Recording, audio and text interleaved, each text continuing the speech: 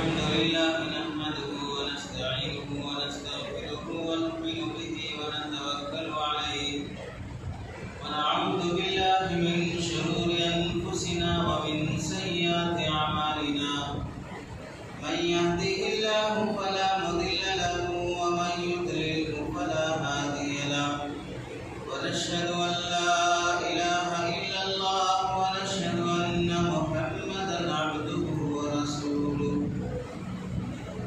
أما بعد فقد قال الله تبارك وتعالى في القرآن المجيد والفرقان الحميد أعوذ بالله من الشيطان الرجيم بسم الله الرحمن الرحيم ولقد كرمنا بني آدم وقال النبي صلى الله عليه وسلم إن إلهكم واحد وإن أباكم واحد أو كما قال النبي صلى الله عليه وسلم اللهم صل على سيدنا محمد وعلى آل سيدنا محمد وبارك وسلم اللهم صل على سيدنا محمد وعلى آل سيدنا محمد وبارك وسلم اللهم صل على سيدنا محمد وعلى آل سيدنا محمد وبارك وسلم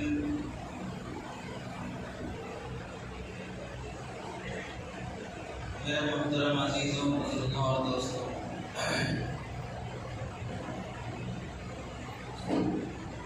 گزشتہ بات جو آپ حضرات کے سامنے آئی تھی، برادران وطن غیر مسلم بھائیوں سے پیش آنا، اس کا طریقہ، حسن سلوک، حسن اخلاق، شریعت میں کہاں تک کس کے ساتھ کیسے رہنے کی اجازت ہے، اس متعلق دو چار باتیں آپ حضرات کے سامنے آئی تھی، جن میں ایک بات یہ بھی تھی کہ ہر انسان کا احترام کرنا چاہیے انسان ہونے کی نسبت سے۔ ایک احترام مذہب کی بنیاد پر، دوسرا احترام انسانیت کی بنیاد پر۔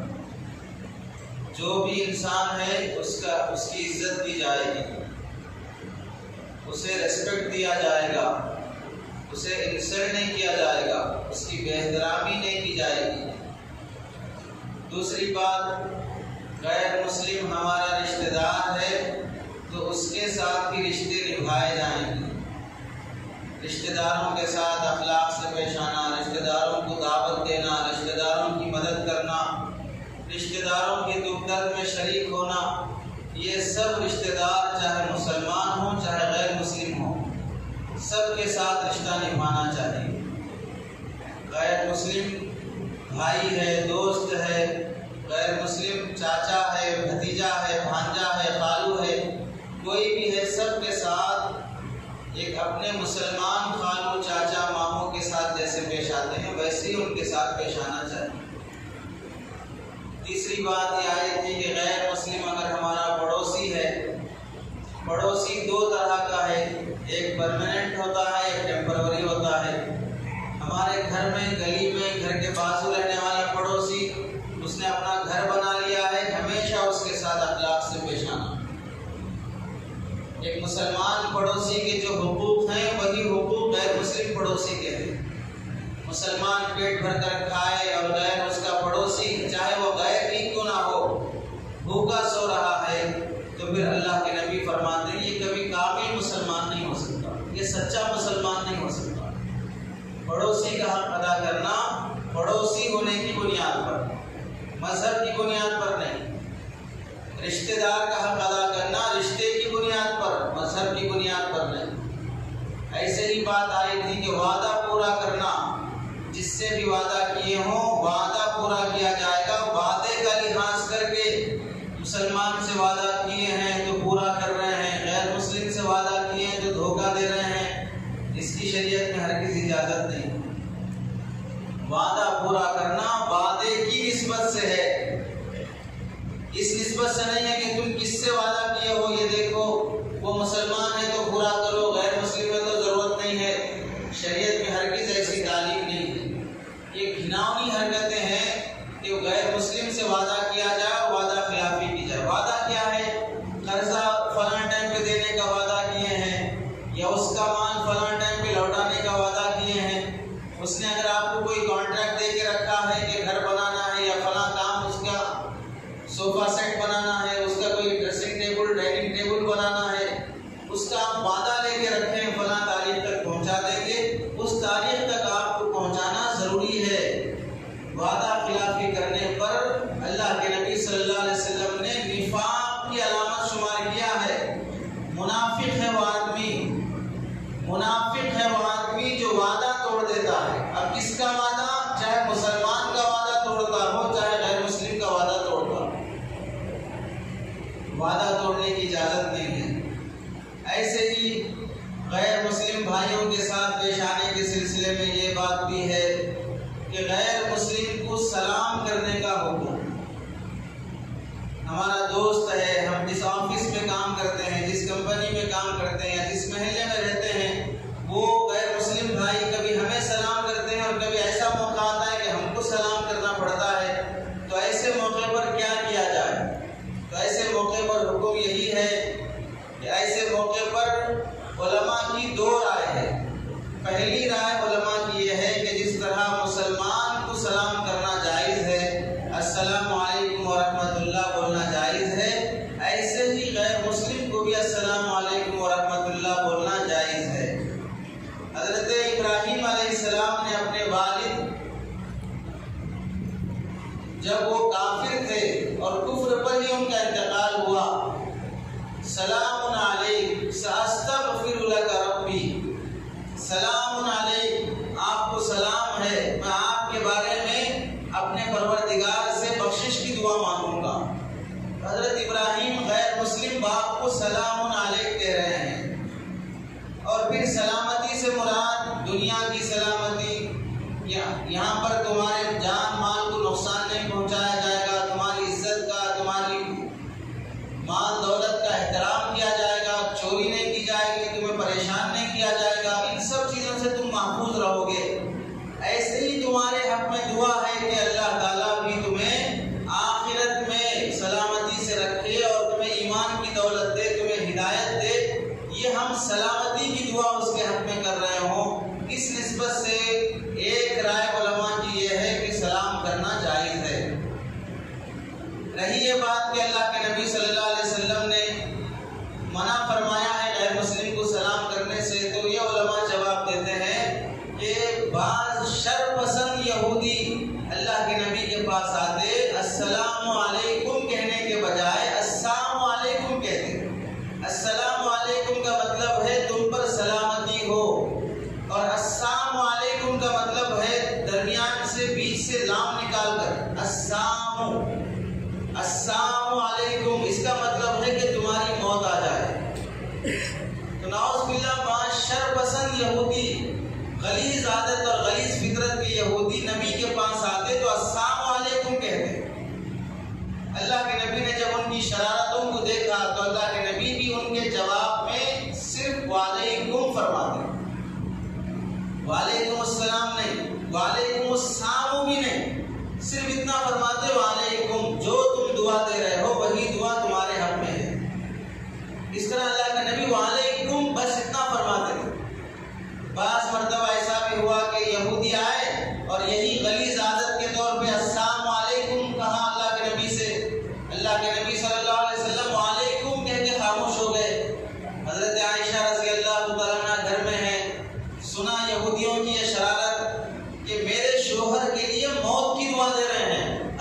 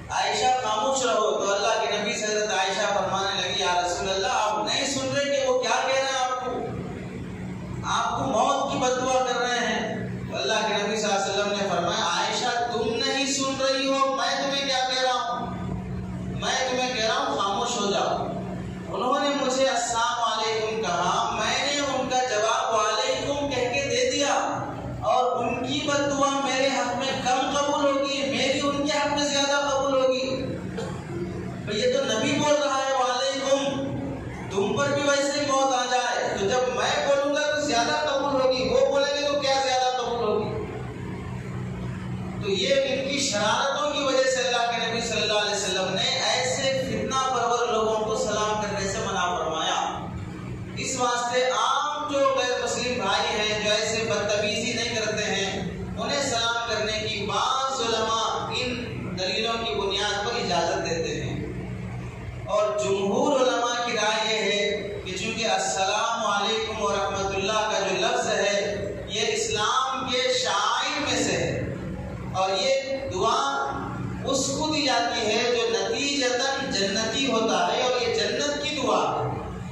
یعنی سلام اللہ کے نام میں سے ہے، اور سلام جنت کا سلام ہو شمار ہوتا ہے۔ اس واسطے یہ سلام صرف مسلمانوں کو کرنا چاہیے، غیر مسلم بھائی چاہے وہ کسی بھی مذہب کا ہو اسے یہ خاص جملے سے سلام کرنے کی اجازت نہیں ہے، البتہ اس کا عزت احترام کرتے ہوئے اسے السلام علی من اتبع الہدی یا صرف السلام اتنا لفظ کہنے کی شریعت میں اجازت ہے۔ اللہ کے نبی صلی اللہ علیہ وسلم بڑے بڑے بادشاہوں کو خط لکھے، لیکن ان کے خط میں السلام علیکم نہیں لکھا بلکہ لکھا السلام علی من اتبع الہدی۔ اگر سب کو اجازت ہوتی تو اللہ کے نبی انہیں بھی السلام علیکم لکھتے۔ اس واسطے جمہور علماء یہ کہتے ہیں کہ پہل نہ کی جائے، اپنا مسلمانوں کا سلام ان کی خاطر استعمال نہ کیا جائے، البتہ کوئی ناراض ہوتا ہے سلام نہ کرنے سے یا جواب نہ دینے سے یا اس کی عزت اور بہترامی ہوتی ہے تو ایسے موقع پر السلام کا لفظ بولیں یا السلام علی من اتبع الہدی کا لفظ بولیں۔ اس طرح کے الفاظ سے ان کا بھی احترام اور ان کی بھی عزت کا خیال رکھیں، یہ جمہور علماء کی رائے ہے۔ لیکن تحقیر کی اجازت، وہ سلام کرے تو سلام کا جواب نہ دینا یا سلام کے موقع پر السلام کا لفظ بھی نہیں بولنا، اس کی شریعت میں اجازت نہیں ہے، اخلاق کا درجہ نبھانا چاہیے۔ لیکن اس کی بھی اجازت نہیں ہے کہ ملن ساری میں آدمی السلام کے لفظ کو چھوڑ کر، چونکہ وہ ہم کو نمستے کہتے ہیں تو ہم بھی ان کو نمستے کہیں گے، یہ لفظ استعمال کرنے کی اجازت نہیں ہے۔ نمستے کا لفظ استعمال کرنے کی اجازت نہیں ہے۔ آپ کے مذہب میں جو لفظ سلام کرنے کے لیے رکھا گیا ہے، جہاں تک آپ کی اجازت مل رہی ہے ان الفاظ سے برادری کا حق نبھائیں۔ برادران وطن سے جو بھائی چارگی ہے اس کا حق وہاں تک نبھانے کی اجازت ہے۔ باقی آج کل انگریزی میں چل رہا ہے good morning, good evening, good night, فلاں، یہ جو کچھ بھی چل رہا ہے آپ اس میں بھی بول سکتے ہیں، غیر مسلم دوستوں سے بھی عربی میں انگریزی میں آپ سلام کر سکتے ہیں۔ سلام کے معنی سلامتی، اسے انگریزی میں یہی الفاظ استعمال کیے جاتے ہیں۔ تو سلام کرنے میں اتنی زیادہ سختی نہیں ہے کہ غیر مسلم سے بالکل کھینچے رہنا، اس سے دور رہنا، اس کے سلام کا جواب نہیں دینا۔ علماء نے دو رائے پیش کی ہے، جس کو جس عالم کی رائے پسند ہو اسے مان لے۔ پہلی رائے ہمارے شہر کے بڑے عالم دین حضرت مولانا خالد سیف اللہ صاحب اور دیگر علماء عرب کی رائے ہے، اور باقی دوسری رائے جمہور علماء، اکثر علماء کی یہی رائے ہے کہ مسلمانوں والا سلام مسلمانوں کے لیے استعمال کیا جائے، اپنے غیر مسلم بھائیوں کے لیے السلام کا لفظ یا السلام علی من اتبع الہدی کا لفظ استعمال کیا جائے۔ اور اگر کوئی ہمارا جگری دوست ہے وہ آگے بڑھ کر ہمیں السلام علیکم ورحمۃ اللہ وبرکاتہ پورا سلام کرتا ہے تو ہم اس کے جواب میں وعلیکم السلام علی من اتبع الہدی اتنا جواب دیں گے، وعلیکم السلام علی من اتبع الہدی، اس طرح کا جواب دیں گے۔ دوستی نبھائیں، اچھائی سے رہیں، اخلاق سے رہیں، سلام کرنے اور جواب دینے میں یہ حدود شریعت نے بتائی ہیں اور علماء نے اس کی وضاحت کی ہے۔ دوسرا مسئلہ غیر مسلم کی دعوت قبول کرنا اور غیر مسلم کو دعوت دینا۔ غیر مسلم بھائی کو دعوت دینا بھی ضروری اور جائز ہے، اور غیر مسلم بھائی کی دعوت قبول کرنا بھی جائز ہے۔ غیر مسلم کی دعوت قبول کرنا بھی جائز ہے، غیر مسلم کو دعوت دینا بھی جائز ہے۔ ہم اسے دعوت دیں گے آپ کے نکاح میں، آپ کی اولاد کے نکاح میں، آپ کے ولیمے میں، آپ کی اولاد کے ولیمے میں، آپ کے عقیقے میں، آپ کی اولاد کے عقیقے میں، آپ حج کے سفر پہ جا رہے ہیں، حج کے سفر سے واپس ہوئے گھر بنانے کی دعوت کر رہے ہیں، کوئی خوشی کے موقع پہ دعوت کر رہے ہیں۔ شریعت میں جو جائز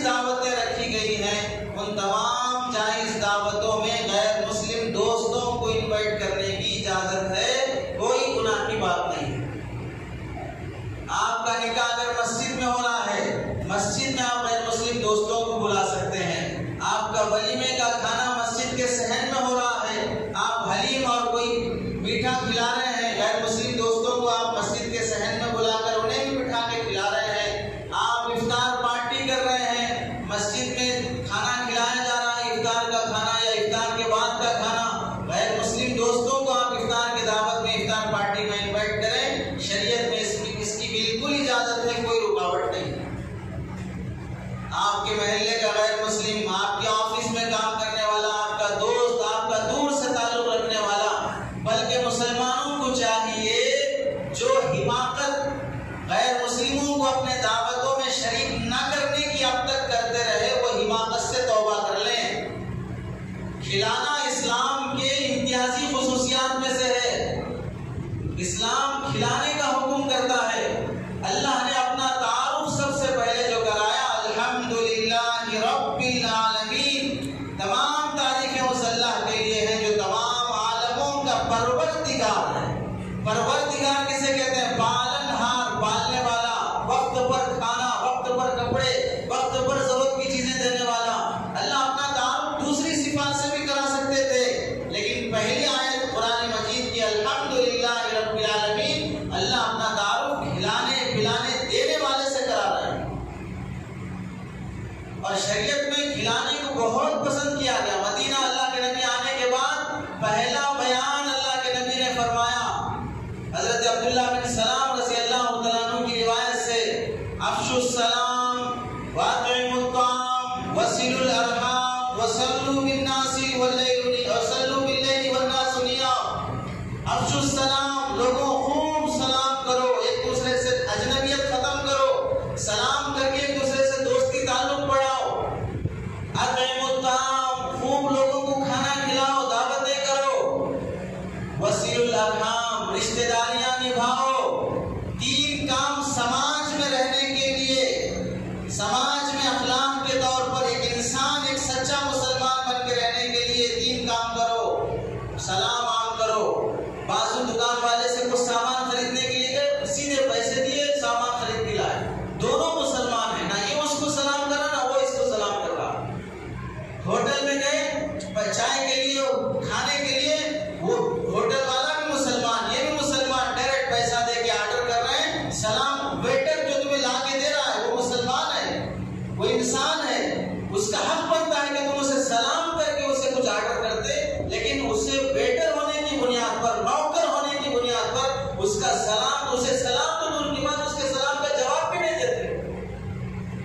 اور جبکہ اسلام کا حکم یہ ہے، حضرت ابن عباس رضی اللہ تعالیٰ عنہ جیسے کپڑے پہنتے ویسے کپڑے اپنے نوکر کو پہناتے، جیسا کھانا کھاتے ویسا کھانا اپنے نوکر کو کھلاتے۔ ملنے آنے والے مہمان دیکھ کے تعجب کرتے، آپ کے کپڑے آپ کے نوکر کے کپڑے دو ایک جیسے ہیں، آپ کا کھانا آپ کے نوکر کا کھانا دونوں ایک جیسا ہے۔ تو حضرت ابن عباس رضی اللہ تعالیٰ عنہ نے فرمایا، میرے نبی پاک صلی اللہ علیہ وسلم نے نصیحت فرمائی ہے، تم جو کھاؤ اور پہنو اپنے نوکروں کو بھی وہی کھلاؤ وہی پہناؤ۔ تو ہمیں جو ہوٹل میں لا کے دے رہا ہے، ہماری خدمت کر رہا ہے، ہم جو پیسہ دے رہے ہیں، کھانے کا پیسہ دے رہے ہیں، اس ویٹر پہ کوئی احسان نہیں کر رہے ہیں، وہ اپنی معاش کی خاطر وہ تمہاری نوکری اور خدمت کر رہا ہے۔ اللہ نے اگر چاہا تو ویٹر کی جگہ تمہیں، تمہاری جگہ ویٹر کو رکھ سکتا ہے۔ انسانیت اور اسلام کا رشتہ نبھاتے ہوئے اونر کو جیسے سلام کرتے ہو، نوکر کو بھی سلام کرو، ویٹر کو بھی سلام کرو۔ تو سلام کو عام کرنے کا حکم دیا، اجنبیت ختم کرو۔ بازو سیٹ پہ کوئی بیٹھا ہے ایک گھنٹے کے لیے، ایسے ہی سڑی صورت بنا کے بیٹھا ہے، اسے نہ بات کر رہے ہیں، نہ پوچھ رہے ہیں، نہ خیریت پوچھ رہے ہیں۔ ارے آ کے بیٹھا ہے، وہ سلام نہ کرے تو تم پہل کر کے سلام کرو، تم مسافہ کرو۔ جس زبان میں تمہیں بولنا آتا ہے اس زبان میں اسے اپنا بنا لو۔ تو افشوا السلام۔ دوسرا، اطعموا الطعام، خوب کھانا کھلاؤ۔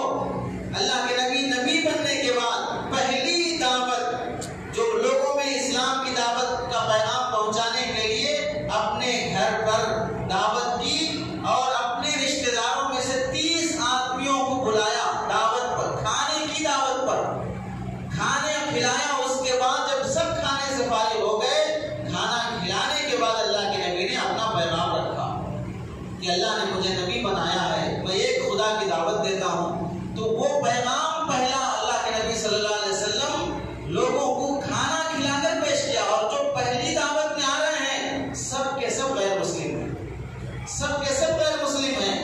نبی کے پاس ملکوں سے وفد کے وفد آتے تھے اسلام کے بارے میں معلومات کرنے کے لیے، 70 لوگوں کا قافلہ آتا تھا، اللہ کے نبی مسجد میں رکاتے، 70 آدمیوں کی کھانے کی دعوت کا انتظام کرتے، یہاں تک کہ لکھا ہے کتابوں میں جنگ کے موقع پر جو غیر مسلم جنگ لڑنے کے بعد قیدی بن جاتے ہیں، قید میں آ جاتے ہیں، ان قیدیوں کو جب مسجد میں رکھا جاتا تھا، ان قیدیوں کو کھانا کھلانے کے لیے صحابہ اپنے گھر میں فاقہ کر لیتے، ان کافر قیدیوں کو کھانا کھلاتے، اپنے گھر میں فاقہ، اپنے گھر میں کھانا نہیں ہے، لیکن یہاں جو قیدی ہیں اور غیر مسلم ہیں، مسجد میں ان کا قیام ہے، اللہ کے نبی اور صحابہ ان کو کھانا کھلاتے۔ تو غیر مسلم بھائیوں کو اپنے ولیمے کی دعوت میں بلانا، رمضان کی پارٹیوں میں بلانا اور اپنے تقریبات میں انہیں شریک کرنا، عید کے موقع پر افطار کی برتن جیسے گلیوں میں بھیجتے ہو، اپنے آس پاس کے گھروں میں بھیجتے ہو، ایسے ہی اگر کوئی غیر مسلم پڑوسی ہے اسے بھی افطار کا سامان بھیجو۔ وہ روزے دار نہیں ہے لیکن محبت کا اظہار کا وہ بھی حقدار ہے، یہ تو مجھ سے بھی اپنے تعلق کا اظہار کرو۔ اب جب وہ دیکھ رہا ہے کہ برتن، حلیم، سموسے، فلاں سب آس پاس میں تقسیم ہو رہے ہیں اور ایک گھر غیر مسلم کا سب لوگ آپس میں مل بانٹ کے کھا رہے ہیں اور مجھے کوئی اپنی اس خوشی میں شریک نہیں کر رہا، میں کیا اس سماج کا حصہ نہیں ہوں؟ میں اس گلی میں رہنے والا کوئی انسان نہیں ہوں؟ میں کیا جانور ہوں؟ مجھے کوئی کیوں شریک نہیں کر رہا ہے؟ کیا گزرے گا اس کے دل پر؟ کتنی اجنبیت محسوس کرے گا ہمارے درمیان میں رہتے ہوئے، ہمارے درمیان میں رہتے ہوئے کتنا اکیلا پن محسوس کرے گا۔ اس واسطے بزرگوں اپنی دعوتوں میں، چاہے وہ کسی بھی طرح کی دعوت ہو، جو جائز دعوتیں شریعت میں رکھی گئی ہیں ان دعوتوں میں غیر مسلموں کو اہتمام سے شریک کرو۔ مسجد میں بھی بلا سکتے ہو، مدرسے میں بلا سکتے ہو، خانقاہ میں بلا سکتے ہو، مکتب میں بلا سکتے ہو، گھر میں بلا سکتے ہو، سب جگہ بلا کے دعوت دینے کی اجازت ہے، کوئی حرج کی بات نہیں ہے۔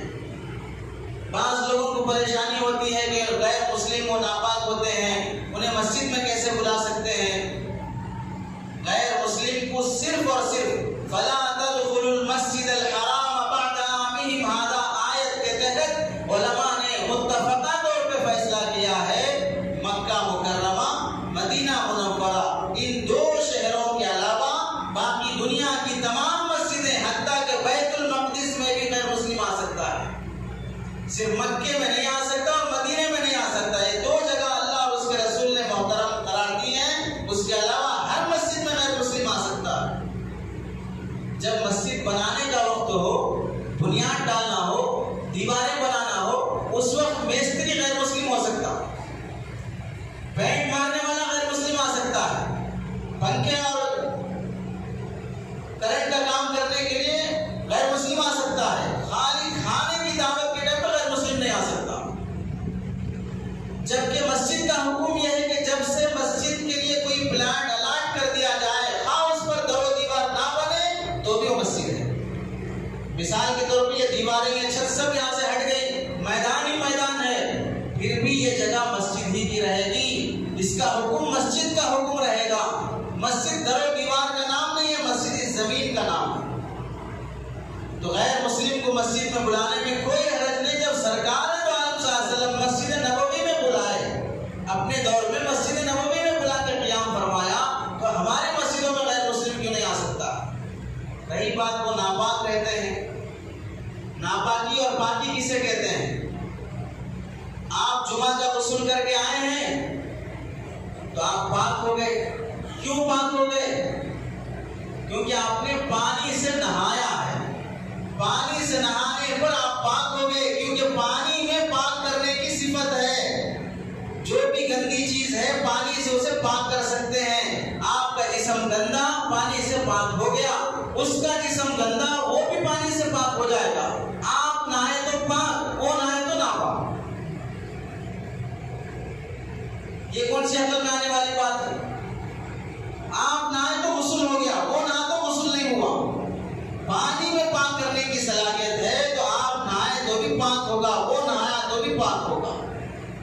بات، ہم جو غسل کرتے ہیں وہ کلی کرتے ہیں، ناک میں پانی ڈالتے ہیں، پورے جسم پہ پانی بہاتے ہیں، وہ لوگ نہیں کرتے نا، تو ہماری طرح غسل نہیں کرتے ہیں۔ تمہاری طرح غسل کرنا کیا ضروری ہے؟ تمہاری طرح غسل کرنا کیا ضروری ہے؟ ہم مسلمان ہیں، فرض سنت واجب کا ماننا ہم پر ضروری ہے۔ وہ غیر مسلم ہے، فرض سنت واجب کا ماننا اس پر ضروری نہیں ہے۔ اس پر ضروری صرف اور صرف اسلام قبول کرنا ہے۔ جب وہ مسلمان ہو جائے گا تو پھر سارے احکامات ہوں گے۔ پہلے ایڈمیشن تو لے لو، پھر رول فالو کراؤ گے۔ ایڈمیشن ہی نہیں لیا ہے، اس سے پہلے بولو یہ رول فالو کرو، وہ رول فالو کرو، وہ رول فالو کرو، تو جو کہنے والا ہے لوگ اسے دیوانہ کہیں گے۔ جب آپ کی اسکول میں ایڈمیشن ہی نہیں لیا ہے تو پھر کیوں سے بول رہے یہ رول فالو کرو، وہ رول فالو کرو؟ وہ کھڑے ہو کے پیشاب کرتے ہیں، اس واسطے ناپاک ہو جاتے ہیں۔ کھڑے ہو کر آپ پیشاب کرے تو آپ بھی ناپاک نہیں ہوگے، وہ کیا ناپاک ہوگا؟ یہ غلط مسئلہ لوگوں کے دماغ میں بیٹھا ہے کہ اگر کھڑے ہو کر پیشاب کرے یا پیشاب کر کے دھوئے بغیر کھڑے ہو گئے تو ناپاک ہو جائیں گے، اب غسل کرے بغیر پاک نہیں ہو سکتے۔ کھڑے ہو کر پیشاب کرنے سے ناپاک نہیں ہوں گے، پیشاب کے خطرے جہاں پر پڑیں گے وہ جگہ ناپاک ہوگی۔ پیروں پہ گرا پیر ناپاک، رانوں پہ گرا ران ناپاک، پینٹ پہ اگر گرا پینٹ ناپاک، جتنی جگہ گرا ہے اتنی جگہ دھو لو، پاک ہو جائے گا۔ باقی غسل کرنا فرض نہیں ہے کھڑے ہو کے پیشاب کرنے سے یا پیشاب کر کے کھڑے ہو جانے سے دھوئے بغیر غسل واجب نہیں ہوتا۔ غسل صرف دو باتوں سے واجب ہوتا ہے، ایک تو ہم بستری سے، دوسرا احتلام سے۔ ایک ہم بستری سے، دوسرا احتلام سے۔ اس سے مسلمان بھی ناپاک ہوتا ہے اور اس سے غیر بھی ناپاک ہوتا ہے۔ نہانے سے یہ بھی پاک ہو جاتا ہے، نہانے سے وہ بھی ناپاک ہو جاتا ہے، وہ بھی پاک ہو جاتا ہے۔ اس واسطے غیر مسلموں کو مسجد میں بلانا، جمعہ کے بیان میں لاؤ، لانے سے پہلے خطیب صاحب، ہر مسجد کے خطیب صاحب کو سناؤ۔ میں اپنے دوستوں کو لایا ہوں، اسلام میں ان کے متعلق جو حقوق رکھے گئے ہیں آپ آج اس کے متعلق کچھ بیان کیجیے، ورنہ ان کے دماغوں میں یہ ہے کہ روزانہ ہر ہفتہ جمعہ کے دن ہمارے خلاف ان کو پٹی پڑھائی جاتی ہے، بھڑکایا جاتا ہے، فلاں کیا جاتا ہے، فلاں کیا جاتا ہے۔ ہمارا بیان تو ریکارڈ بھی ہو رہا ہے، کتنے بھڑکاؤ بیانات ہوتے ہیں، کوئی دکھا دے آ کے کس کے خلاف بولا جاتا ہے۔ جتنے سالوں سے یہاں اللہ کے فضل سے بول رہے ہیں، کس کے خلاف بولے ہیں، کھل کر کس کے خلاف بات کی گئی ہے۔ جو بات صحیح ہے، جسے ظالم بھی تسلیم کرنا پڑے گا، ماننا پڑے گا، وہی بات کی جاتی ہے۔ کسی کو ٹارگٹ بنا کے نہیں کہا جاتا ہے، انسانیت کا درس دیا جاتا ہے۔ کتنی فرقہ واریت پر، کتنے مذہبوں کی اختلافی باتوں کو چھیڑا گیا ہے، کتنے مسائل ہمارے وہ ہیں جسے سدھارنا بہت ضروری ہے۔ جھگڑوں کی باتوں کا ٹائم ہی نہیں ہے، محبتوں کی باتیں ختم نہیں ہو رہی، جھگڑوں کی باتیں کہاں سے لے کے بیٹھیں گے؟ اور ملک کے ان حالات میں جھگڑے اور اختلاف کی باتیں کرنے والا تو بے وقوف عوام ہے۔ دشمن جب تمہیں ٹارگٹ بنا رہا ہے، اب اس موقع پر بھی تم آپس میں لڑائی اور فتنے اور جھگڑے کی باتیں کر رہے ہو، مسلکی اختلافات، مذہبی اختلافات کی باتیں کر رہے ہو، کہاں جی رہے ہو؟ انسانوں میں جی رہے ہو یا جانوروں میں جی رہے ہو؟ کون سی بات کس موقع پہ کی جانا چاہیے اتنی بھی عقل نہیں، اور کس بولتے جا رہا کوئی۔ تو غیر مسلموں کو مسجد میں لانا، انہیں علماء کے بیانات سنانا، لانے سے پہلے کبھی ایسا نہ ہو کوئی بات سمجھنے میں غلطی ہو جائے اسے، اس لیے پہلے سے خطیب صاحب کو اطلاع کر دینا تاکہ سمجھانے میں سہولت ہو سکے۔ ایسے ہی جیسے غیر مسلموں کو اپنی دعوتوں میں شریک کرنا چاہیے، ایسے ہی ان کی دعوتوں میں بھی شریک ہو سکتے ہیں۔ وہ اگر شادی کی دعوت دے رہا ہے، وہ اگر اپنے کسی اور دوسرے فنکشنوں کے موقع پہ دعوت دے رہا ہے، اب ہم یہ تو نہیں بول سکتے وہ عقیقے کی دعوت دے رہا، وہ ولیمے کی دعوت دے رہا، بھائی وہ ولیمہ کرتا نہیں کرتا ہم کو کیا معلوم، وہ عقیقہ کرتا نہیں کرتا ہم کو کیا معلوم، شادی تو کرے گا۔ تو شادی کی دعوت دے رہا ہے تو قبول کرو، گھر بنانے کی دعوت دے رہا ہے تو قبول کرو، جو جائز دعوتیں ہیں قبول کرنے میں کوئی حرج نہیں۔ البتہ دعوت میں دو تین باتوں کا لحاظ رکھا جائے۔ پہلی بات، وہ گوشت جو استعمال کرے گا مسلمان کی دکان سے خریدتا، اگر غیر مسلم اسے کاٹ رہا ہو وہ ذبیحہ جائز نہیں ہے، وہ مردار کے حکم میں ہے۔ اگر کوئی پنڈت یا کوئی غیر مسلم کاٹ رہا ہے تو پھر وہ جانور کا گوشت حرام ہے، ناجائز ہے، وہ گوشت کی دعوت قبول نہیں کی جائے۔ دوسری بات، دعوت میں اگر وہ شراب پیش کر رہا ہے، دعوت میں اگر وہ حرام چیز پیش کر رہا ہے جو مسلمان کے لیے حرام ہے، وہ نہیں کھائی جائے۔ تیسری بات، دعوت میں اگر وہ بریانی بنانے سے پہلے، کھانا بنانے سے پہلے پیشاب، گائے کے پیشاب کے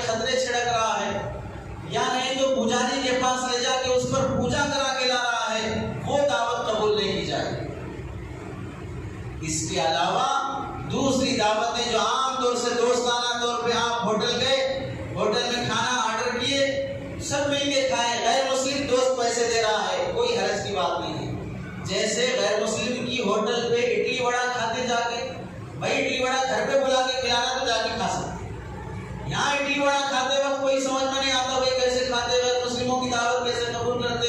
ان کی ہوٹل پہ چائے پی سکتے، ان کی ہوٹل پہ اڈلی وڑا کھا سکتے، ان کی ہوٹل پہ فاسٹ فوڈ کھا سکتے، وہ سب کھا سکتے، وہی چیزیں اگر وہ گھر میں بلا کے کھلانا تو نہیں کھا سکتے۔ یہ کون سی بات ہوئی؟ یہ تو ایسے ہی ہوا بارش سے بچے پر نالے کے نیچے آ کے کھڑے، گڑ کھائے گلگلوں سے پرہیز کر رہے ہیں، ہوٹل میں تو خوب ٹکا کے کھا رہے ہیں، اب جب گھر میں بلا کے کھلانا تو نہیں، غیر مسلم کے گھر کیسے جا سکتے، اس کی دعوت کیسے قبول کر سکتے؟ وہ تو ناشتہ کرتے وقت یاد آنا تھا، روزانہ اپنا ناشتہ بچوں کا ناشتہ سب ہوٹلوں سے کر رہے ہیں، اور کتنے مسلمانوں کی ہوٹلیں ہیں اڈلی وڑا کی، زیادہ تو غیر مسلموں کی ہوتی ہیں۔ تو جس طرح ہوٹل میں کھاتے ہو اس طرح وہ دوست گھر پہ بلا کے کھلا رہا ہے، تو یہ تین باتوں کی رعایت کرتے ہوئے کہ وہ چیزیں نجاس گوشت جو خریدا جا رہا ہے مسلمان کا ہو، اور وہ چیزوں میں پیشاب نہ چھڑکا گیا ہو، وہ پوجا کیا ہوا نہ ہو۔ اس کے علاوہ اگر کسی موقع پر، دسہرہ کے موقع پر، دیوالی کے موقع پر، ان تہواروں کے موقع پر اگر ان کی مٹھائیوں پر پوجا کیے بغیر ڈائریکٹ دکان سے خرید کے دے رہا ہے، دکان پہ لے جا کے کھلا رہا ہے، کھانے میں حرج نہیں ہے۔ البتہ ہیپی دیوالی نہیں بولیں گے، ہیپی دسہرہ نہیں بولیں گے، ان کی عیدوں پہ مبارکبادی نہیں دیں گے۔ عیدوں پہ مبارکبادی دینا کفر کا احترام کرنا ہے، کافر کا احترام کیا جائے گا، کفر کا احترام نہیں کیا جائے گا۔ شریعت میں کفر کو گوارا نہیں کیا گیا ہے، اور تہوار کا احترام کرنا، تہوار پہ مبارکبادی پیش کرنا اس کی شریعت میں اجازت نہیں ہے، اور ان کے تہواروں کے موقع پر تمہیں گفٹ دینے کی اجازت نہیں ہے۔ ان کی دیوالی اور دسہرہ کے موقع پر آپ مٹھائی کے ڈبے لے جا کے دے کے بول رہے ہیں ہیپی دیوالی، ہیپی دسہرہ، نہیں بولا جائے گا۔ جو حدود جہاں تک اپنانے کے رکھے گئے ہیں وہیں تک اپنایا جائے گا، اس سے آگے نہیں بڑھا جائے گا۔ ایک بات یہ بھی سوال ہوتا ہے کہ بھئی وہ لوگ سود پہ لیتے، وہ لوگ رشوت کھاتے، وہ حرام کے دھندے کرتے، ان کا کاروبار ہی سود کا رہتا ہے، تو ان کی دعوت ہم کیسے قبول کر سکتے ہیں؟ سود آپ کے لیے حرام ہے، ان کے لیے حرام نہیں ہے۔ سود آپ کے لیے حرام ہے، ان کے لیے حرام نہیں ہے۔ شراب آپ کے لیے حرام ہے، ان کے لیے حرام نہیں ہے۔ حلال حرام، جائز ناجائز، فرض واجب سنت مستحب، یہ سب مسلمانوں کے لیے ہے۔ جو ایمان اسلام کو ہی نہیں مانتا اس کے لیے تمام احکامات نہیں ہیں۔ وہ سود کمایا، وہ رشوت سے کمایا، وہ سب اس کے لیے حلال ہے۔ آپ اگر اس کی دعوت قبول کر رہے ہو تو شریعت میں اسے بھائی تم سود کھا رہے ہو، تم سود لے رہے ہو، تم فلاں کر رہے ہو، وہ تمہاری شریعت کو ہی نہیں مانتا ہے، وہ سود حرام کیا اور اس کے حلال کی، یہ سب چیزوں کہاں سے مانے گا؟ اس واسطے حلال حرام کی بات مسلمانوں کی دعوت میں کی جائے گی انکم کے اعتبار سے، باقی غیر مسلم کے انکم میں سود رشوت فلاں سب چیزیں نہیں دیکھی جائے گی۔ یہاں سے دوسری بات سمجھ لو، بعض مسلمانوں کے دماغ میں رہتا ہے رشوت سود لینے سے اللہ فرماتے ہیں کہ نقصان ہوگا، گھاٹا ہوگا اور برباد ہو جائیں گے، جبکہ ہم غیر مسلموں کو دیکھتے ہیں کہ وہ رشوت پہ سود پہ دھندے چلاتے ہیں لیکن ترقی کرتے جاتے ہیں۔ مارواڑی دیکھو سود پہ دیتا ہے اور ترقی کر رہا ہے۔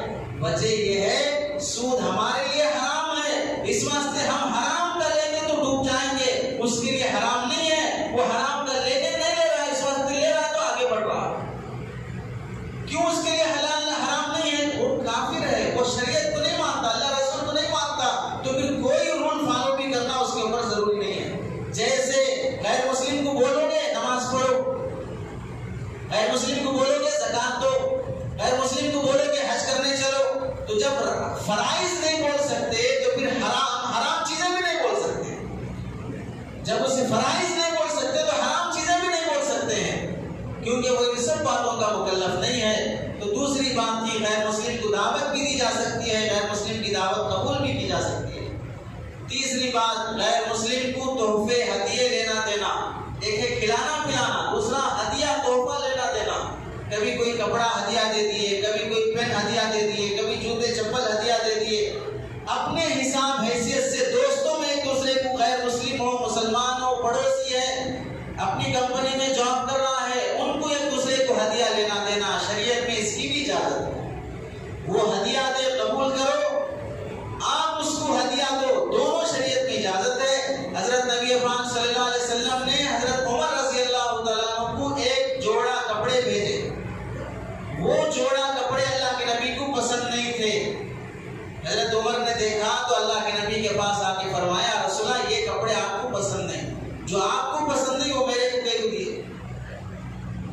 آپ کچھ یہ پسند نہیں ہے میرے کو کیوں دیے ہو؟ اللہ کے نبی نے فرمایا میرے کو پسند نہیں، پہننا پسند نہیں، باقی اسے بیچ کر استعمال پیسے استعمال میں لا سکتے، تمہارے رشتے دار میں کسی کو پسند ہے تو اسے دے سکتے، تو میرے کو پسند نہیں ہے تو اسے یوز ہی نہیں کرنا، ایسا کوئی ضروری نہیں ہے۔ حضرت عمر رضی اللہ تعالیٰ وہ کپڑے اپنے یہ غیر مسلم بھائی جو مکے میں رہتا تھا اسے ہدیے میں دے دیے۔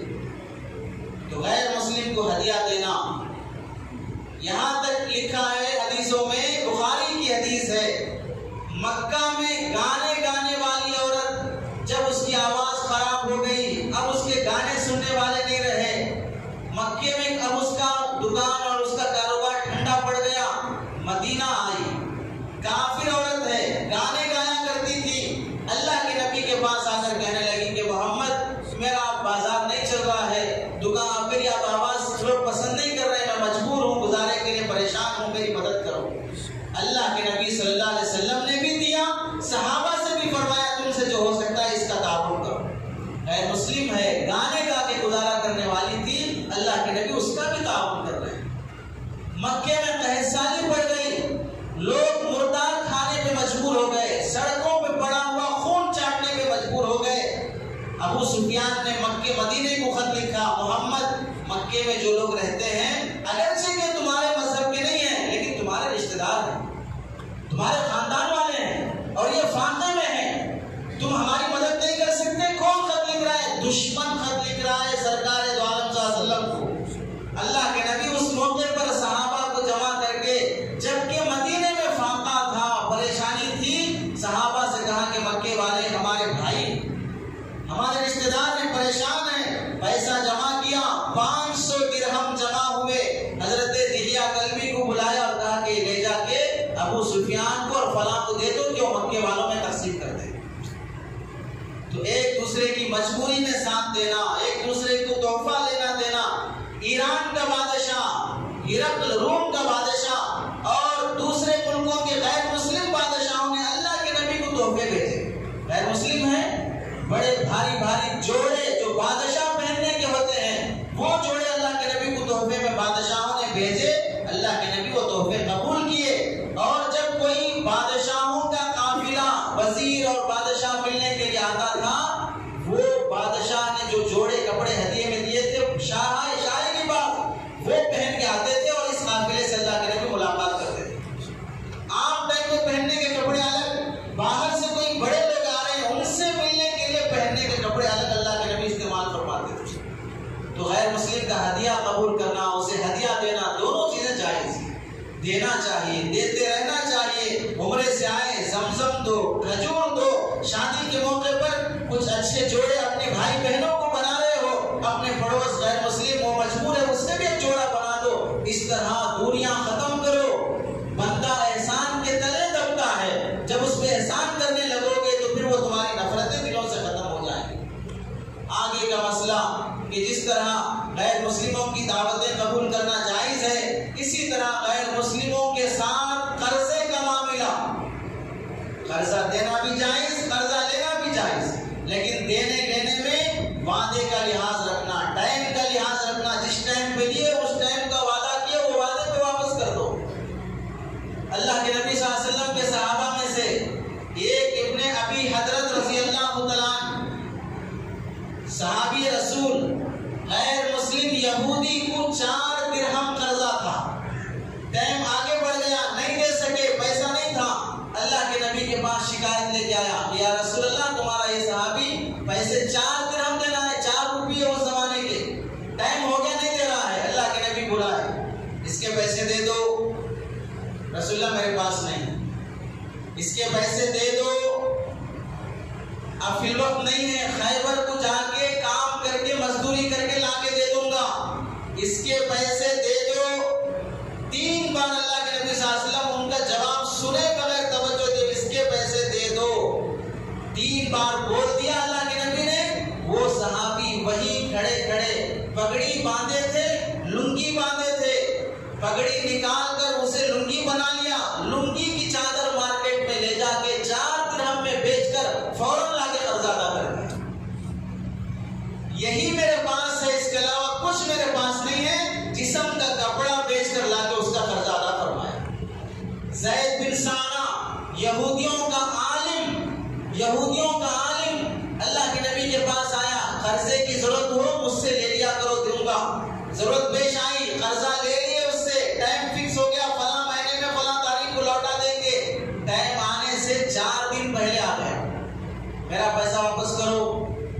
اللہ کے نبی نے فرمایا ابھی تو 4 دن ٹائم باقی ہے، کوئی ٹائم نہیں، میرا پیسہ ابھی ہونا ہے، مجھے ابھی پیسہ واپس کرو۔ اللہ کے نبی نے فرمایا ابھی تو وقت باقی ہے۔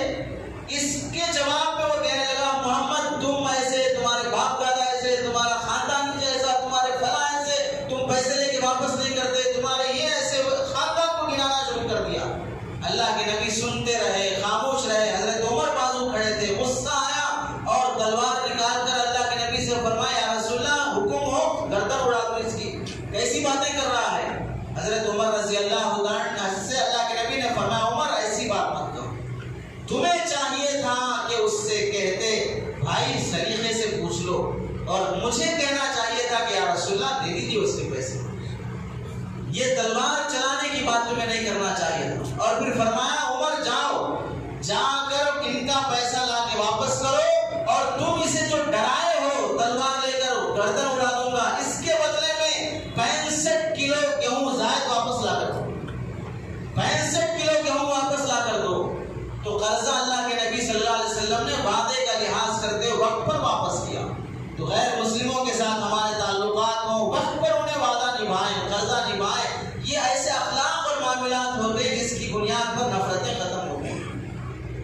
اور آخر میں 1-2 باتیں کہہ کے بات ختم کرتے ہیں۔ آخری بات یہ ہے بزرگوں جو حالات ہم پر آئے ہیں ان حالات کے پیش نظر یہ دھیان میں رکھو کہ جب کرونا وائرس چائنا میں آیا اور وہاں 3000 کے قریب لوگ مر گئے اور 8000 اور 70-80 ہزار سے زائد لوگ اس بیماری سے متاثر ہو گئے اور سارے ملکوں میں پھیل رہا ہے، تو پھر ہمارے دماغ میں آ رہا ہے اللہ کی طرف سے عذاب ہے، چائنا والے ایسا ظلم کیے ویسا ظلم کیے۔ جب دوسرے لوگوں پہ حالات آتے ہیں تو پھر یہ دماغ میں آتا ہے کہ اللہ کی طرف سے عذاب ہے، اور جب ہم پر حالات آتے ہیں تو پھر یہ دماغ میں کیوں نہیں آتا یہ بھی ہم پر اللہ کی طرف سے عذاب ہے۔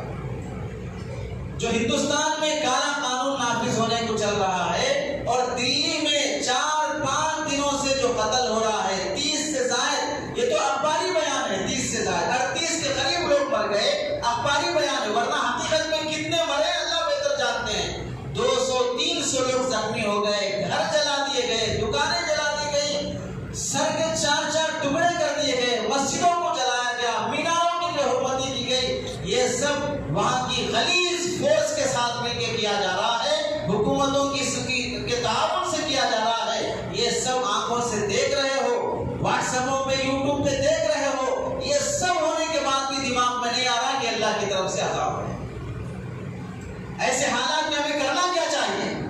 کتنی دور ہے دلی ہم سے، ہمارے ملک میں ہے، ہمارے مسلمان بھائیوں پہ عذاب اور تکلیفیں آ رہی ہیں، مارے جا رہے ہیں، مال لوٹ رہا ہے، جانے جا رہی ہیں، 3 محلے مسلمانوں سے خالی ہوتے جا رہے ہیں۔ گجرات کا ایک منظر دوبارہ دیکھا جا رہا ہے۔ ایسے موقع پر کم سے کم انسانیت کا لحاظ کرتے ہوئے ان دنوں میں یہ واٹس ایپ اور ٹویٹر اور یوٹیوب دیکھنے والے، یہ حالات دیکھنے والے، یہ خون کا منظر دیکھنے والے ایک وقت کا کھانا چھوڑے، اپنے بھائیوں کے غم میں 2 رکعت نماز پڑھے ان کی مدد کے لیے، صدقہ خیرات کے ذریعے سے اللہ کے لیے اللہ سے مدد مانگے، اللہ دینی والوں پہ رحم فرما۔ کون سا رشتہ انسانیت کا مسلمان ان حالات میں نبھا رہا ہے؟ کون سا رشتہ نبھا رہا ہے؟ یہ منظر یوٹیوب پہ اور چینلوں پہ واٹس ایپ پہ دیکھ رہا ہے اور پھر گرل فرینڈ کے ساتھ کوئی چھلے میں اڑا رہا ہے، بے حیائی بھی ہو رہی ہے، شراب بھی ہو چل رہی ہے، نماز نہیں ہو رہی ہے، مسجدیں آباد نہیں ہو رہی ہیں، جو آپ گناہ کر رہے ہو وہ سب گناہ ہو رہے ہیں اور آنکھوں سے وہ منظر دیکھ رہے ہو۔ کیا سوچ کے جی رہے ہو؟ کیا گجرات کا منظر دلی میں ہوا، گجرات کا منظر کشمیر میں ہوا، گجرات کا منظر حیدرآباد میں نہیں ہو سکتا؟ کتنی غفلت سے جی رہے ہو، کتنے نڈر بن کے جی رہے ہو؟ سنو، جب چنگیز خان کا پوتا ہلاکو خان منگول قوم کا بانی حکومت کرتے کرتے بغداد پہنچا، ہلاکو خان نے بغداد کے 4 لاکھ مسلمانوں کو قتل کیا، مسجدوں کو مسمار کر دیا، مدرسوں کو ختم کر دیا، سب کچھ تباہ برباد ہو گیا، 4 لاکھ مسلمان مارے گئے۔ اس کے بعد اس نے ہلاکو خان نے کہا میں مسلمانوں کے علماء میں سے کسی بڑے عالم سے ملنا چاہتا ہوں۔ کوئی عالم آگے آنے تیار نہیں تھا۔ ایک نوجوان عالم کہا میں اس سے ملاقات کروں گا، کارگہان اس کا نام ہے، آگے آ رہا ہے، ساتھ میں ایک اونٹ، ایک بکرا اور ایک مرغا لے کے آ رہا ہے۔ خیمے میں داخل ہوا ہلاکو خان کے اور کہا میں آپ سے بات کرنے کے لیے آیا ہوں، آپ ملنے کی خواہش کیے تھے۔ تو بچہ نوجوان، تو ملنے کے لیے آیا، کوئی بڑا نہیں ہے تیری قوم میں بات کرنے کے لیے، آپ کو بڑا چاہیے، سب سے بڑا جانور اونٹ باہر کھڑا ہے، آئیے بات کر لیجیے اونٹ سے۔ داڑھی والا چاہیے تو بکرا کھڑا ہے، بڑی آواز والا چاہیے تو مرغا بھی ساتھ لایا ہوں، جس سے بات کرنا ہے بات کر لیجیے، اگر مجھ سے بات کرنا تو بات کیجیے۔ تو ہلاکو خان نے سوال کیا بتاؤ میں تم پر کیوں مسلط کیا گیا ہوں کہ 4 لاکھ مارے گئے، مسجدیں ختم ہو گئی، میں تم پر کیوں مسلط کیا گیا ہوں؟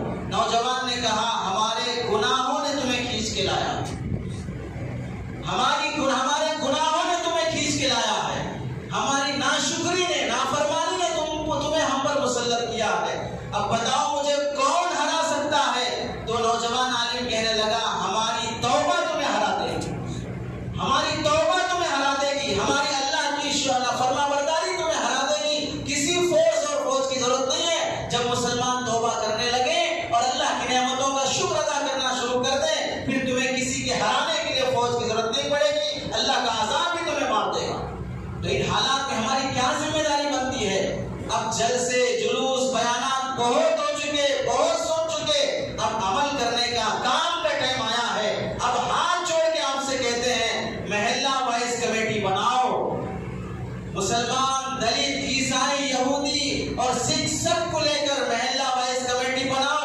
NPR اگر نافذ ہوا اور اپنے تمام انفارمیشن اگر تم پیش کر دیے، ڈاکومنٹس اگر حوالے کر دیے، اس کے بعد NRC سے بچانے کے لیے تمہارا باپ بھی نہیں آگے آ سکتا، کوئی پارٹی، کوئی تنظیم، کوئی قائد تمہیں بچا نہیں سکتا ہے۔ یہ بنیاد ہے، پہلی سیڑھی ہے NPR۔